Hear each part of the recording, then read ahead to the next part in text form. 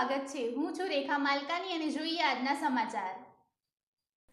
Meghraj police station વિસ્તારમાં Bhayla shopping centre પાછળ ખુલ્લી જગ્યામાં જાહેરમાં ગંજીપાનાનો હાર જીતનો જુગાર રમતા 5 આરોપીઓને ઝડપી પાડતી લોકલ ક્રાઇમ બ્રાન્ચ અરવલ્લી। જુગાર રમતા આરોપીઓ પાસેથી રોકડ રૂપિયા 11,660 તથા જુગારના સાધનો કબજે લેવામાં આવ્યા।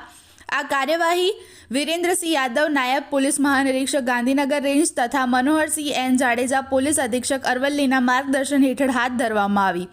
એલસીબી અરવલ્લીના પોલીસ ઇન્સ્પેક્ટર એમએચ ઝાલાની આગેવાનીમાં પોલીસ સબ ઇન્સ્પેક્ટર વિજય તોમર, વીડી વાઘેલા, સીએમ રાઠોડ તથા પીપી સોલંકી સહિતની ટીમ પેટ્રોલિંગ દરમિયાન બાતમીના આધારે રેડ કરી હતી।